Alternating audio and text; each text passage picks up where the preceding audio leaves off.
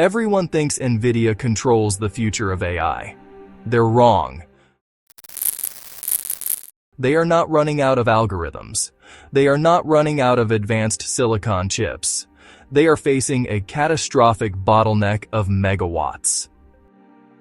The cloud is a brilliant metaphor, but it hides a brutal, unforgiving physical reality.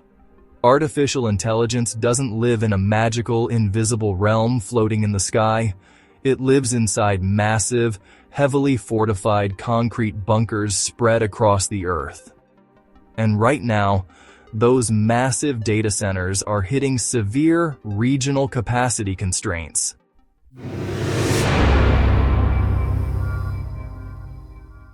If the global power grid fails to keep pace, the AI boom doesn't simply stop.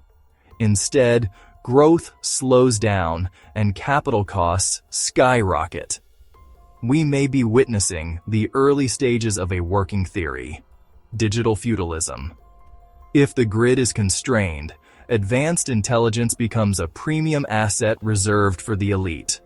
Your startup loses its edge because it cannot afford the energy tax of high-tier compute.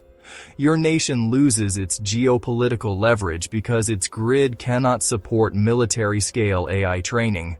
In a world where intelligence is directly tied to power purchase agreements and gigawatts, energy poverty will increasingly equal intellectual poverty.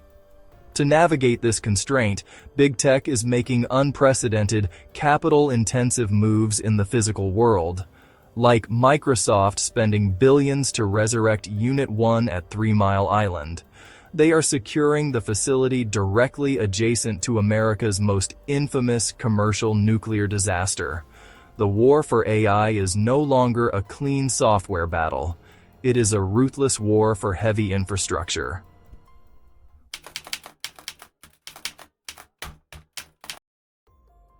To understand the absolute scale of this constraint, we have to look at the math. For 20 years, we lived in a paradigm of abundant, nearly free digital actions.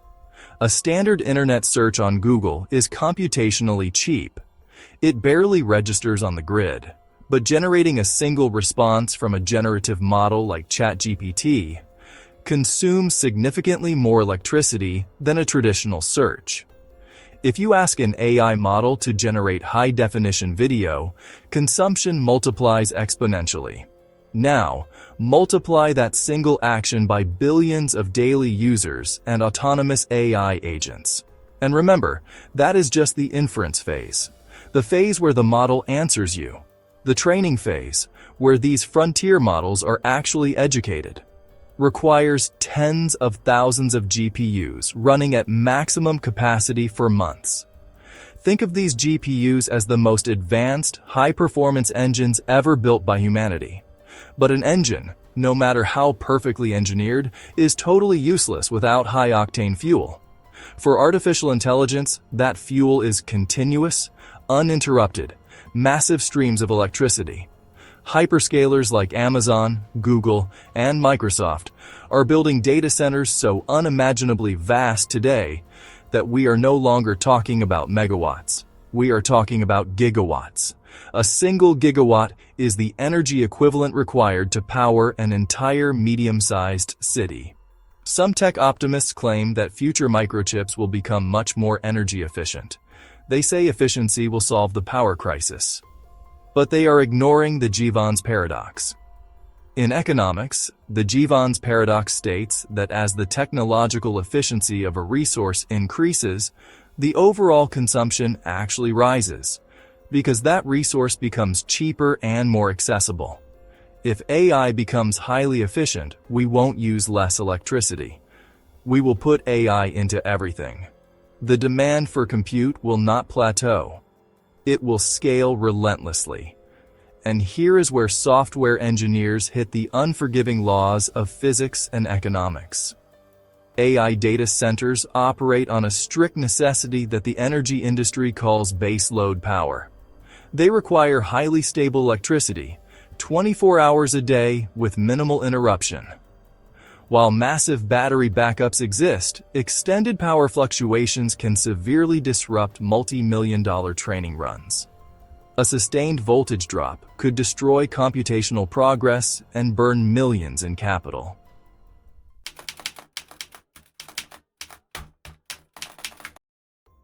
This brings us to the harsh, uncomfortable reality of the renewable power grid. Wind and solar are crucial, necessary technologies for the future of human civilization. But until grid-scale battery storage catches up, they suffer from a fundamental constraint: intermittency. The sun sets every night. The wind stops blowing. Clouds block massive solar arrays. You cannot put $1 trillion artificial intelligence infrastructure to sleep just because the weather changed. Natural gas is a brilliant transition fuel and powers much of the grid today, but under strict carbon zero pledges made by big tech executives to their shareholders, natural gas faces a political and environmental ceiling for massive future expansion. So if you need gigawatt-scale, carbon-free, geopolitically viable base load power, the laws of physics leave you with a highly logical, scalable candidate: nuclear fission. But the inevitable shift to nuclear power creates a completely new choke point, and it is arguably a far more complex geopolitical bottleneck.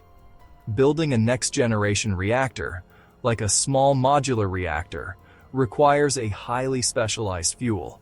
It is called HALEU, high-assay, low-enriched uranium. And here is the trillion-dollar structural vulnerability that the broader market is currently underpricing. HALEU is not currently produced at a massive commercial scale anywhere in the Western world. A significant portion of the global commercial capacity for advanced uranium enrichment sits squarely in the hands of the Russian state corporation Rosatom and its allies, specifically the uranium powerhouse of Kazakhstan. How did America, the country that literally invented the atomic age, fall into this dynamic? It's a tragic irony of post-Cold War history. In the 1990s, under a diplomatic program called Megatons to Megawatts, the United States bought diluted weapons-grade uranium from dismantled Russian nuclear warheads. They used this cheap Russian material to fuel American domestic power plants. It was a historic peace initiative, but it had a devastating economic side effect. It flooded the global market with cheap, subsidized Russian nuclear fuel. This effectively bankrupted and starved America's own domestic uranium enrichment industry. The West essentially allowed Russia to build a massive global nuclear advantage. If Taiwan is the geopolitical choke point for the hardware of artificial intelligence, then Russia and Kazakhstan are major choke points for the energy that ultimately fuels it. The new Cold War isn't just playing out in high-tech semiconductor fabrication plants. It is playing out in highly classified uranium centrifuge facilities.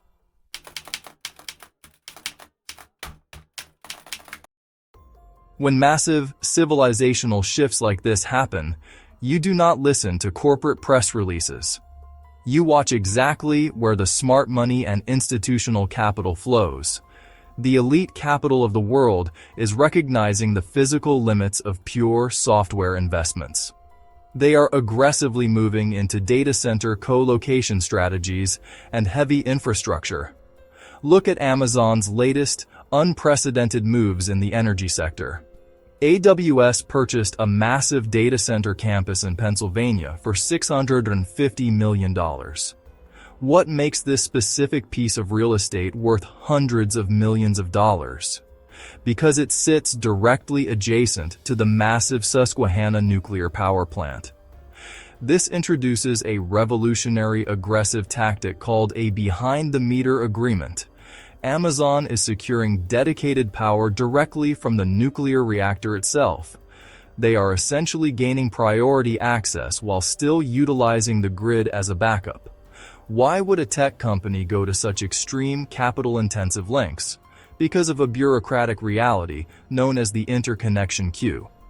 Currently, in the United States, there are thousands of energy projects waiting for approval.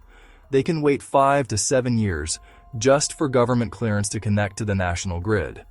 Tech companies operate on rapid product cycles. They are in a race for AI supremacy. They simply cannot wait 7 years for a permit from a local utility board, so they are bypassing the queue. They are securing private energy sovereignty.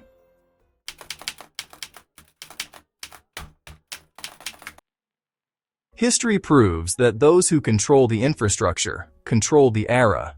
Rome built roads. Britain built the ultimate naval fleet. America built the oil and chip ecosystems. The core question of the 21st century is not just which AI model is the smartest. The true question is, who controls the electron? The electron does not take sides, but those who control it will direct the world. The era of software easily eating the world without physical friction is permanently over. For 20 years, venture capital enjoyed massive profit margins by building frictionless apps. That capital is now being forced to rotate out of the clean environment of Silicon Valley. It is pouring into concrete, steel, copper, uranium, and high-voltage power lines. But even if big tech miraculously solves the nuclear energy crisis in the next decade, even if they secure the uranium, sign power purchase agreements, and generate the gigawatts, they are walking into a complex collision of timescales. Software scales in 6 months. Getting a permit for a major transmission line takes 7 years. Building a traditional nuclear power plant takes a decade. Physics is slow, software is fast, and physics always wins. Even if you generate the power, you hit another massive, unspoken bottleneck. An AI model weighs absolutely nothing. It is just math and invisible code. But the physical infrastructure required to run it weighs millions of tons. Generating power is only half the battle. You have to process it, cable it, and transport it. This requires massive electrical transformers that weigh hundreds of tons, and right now, transformer production lead times have skyrocketed to 2 to 4 years. This is a quieter but far more immediate crisis than building new nuclear plants. High-voltage equipment, copper supply chains, and grid bottlenecks are the real nightmare of the AI boom. The AI war won't be won entirely in the pristine offices of Silicon Valley. It will be won deep in the mud of industrial mines and manufacturing plants. Silicon makes the headlines today, but heavy steel, copper, and transformers will create the generational wealth.